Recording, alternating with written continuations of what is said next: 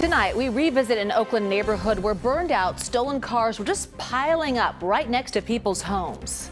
And I thought they were bringing more cars, more trash, but no, it was actually Pacific Union clearing everything up. How our reporting played a role in the sudden cleanup after years of complaints from neighbors. Parents come to blows over LGBTQ lessons at a California school. The state investigation now underway. And a hike ending with a trip to the hospital. The 7-year-old victim of a suspected rattlesnake strike on an East Bay trail. This is CBS News Bay Area with Juliette Goodrich. Talk about community action making a huge difference in Oakland. Tonight, a follow-up story to something we first brought you just a few weeks ago about a persistent problem, cars being dumped in residential neighborhoods. The city tells us it gets up to 17,000 calls a year to remove these abandoned vehicles. It's a problem that people on Cary and Eads in East Oakland are all too familiar with. A community advocate showed me around that neighborhood just a few weeks ago, and this is what we found. Take a look. Abandoned cars. Some have been stripped and burned, and neighbors are just too scared to say anything about it. Right here. This is a newer car. Look at that Z71. That's new, right?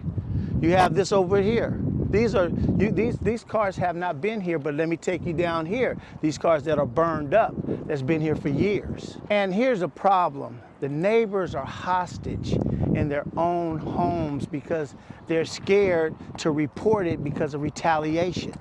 I mean, this young lady down here said, a person said, if you report me, I'm gonna burn down your house with your kids. There's been quite a few times that it happens at night and my house will shake and we'll think it's an earthquake, and no, it's another vehicle on fire. And I will have to come out here, my husband, and water down the house, the yard. So we checked with Gabby today. You'll see that in just a minute. But earlier this year, the city launched a new unit specifically tasked with removing abandoned vehicles. Previously, it was the police department's job. Look at this. Today, I went back to that same neighborhood on Cary Avenue. I was literally blown away by what I saw. It was a much different walk along the railroad tracks today with community advocate Ken Houston. This does not look like the same spot I was in with you a couple weeks ago. It's not. I mean, it's beautiful. With the community, with you, KPIX Channel 5, and with City of Oakland and Union Pacific hearing it, look what we did. It got clean. Mary manages an apartment complex across the street and couldn't believe the cleanup. She stopped to tell us. When I drive by today, I was totally surprised. This parking lot became the really vacant, beautiful parking lot. That's why I parked my car right away and come to talk to you. Most of my tenants, they are single mom with young kids. They deserve the better for their life. It's looking much better. It looks pretty. When Gabby Napolis heard a loud noise coming from outside one day, she thought more cars were being dumped. Instead, they were being cleared. It's not over. We got to keep the momentum up. We got to keep the momentum up. But it's a big change. It's beautiful to be able to look out my window and not see all that trash.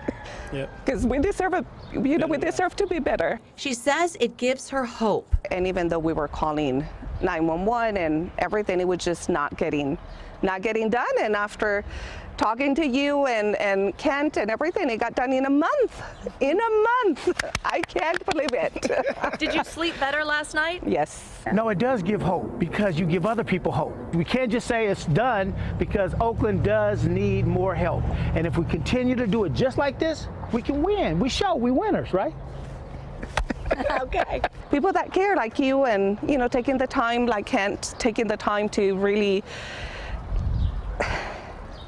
listen to us and come out here and see the change. I'm so grateful.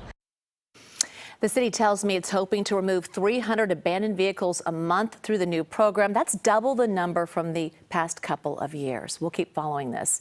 All right, the city of Oakland is also doing something about another nuisance, sideshows. Our chopper got a look at these barriers that crews put up over on Coolidge. The hardened center lines are meant to prevent drivers from doing donuts and other dangerous stunts.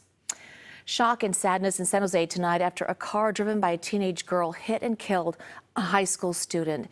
Happened just before 1 a.m. on Rinconada Drive, and police say the girl was driving out of an apartment complex at a low speed when her car hit 15-year-old Justin Estira. The driver stayed at the scene and is cooperating with the investigation. It was like shocking because I know the kid, and like I just saw him the other day too recently, so it's very shocking because like I said, yeah, he was a close friend. This is the 20th traffic death in San Jose so far this year and the 12th involving a pedestrian. The state is investigating the Temecula Valley Unified School District after the school board rejected textbooks for elementary school social studies. It all had to do with including gay rights activist Harvey Milk to the curriculum. Meanwhile, in Los Angeles County, 3 people were arrested after demonstrations outside a Glendale school board meeting that turned violent.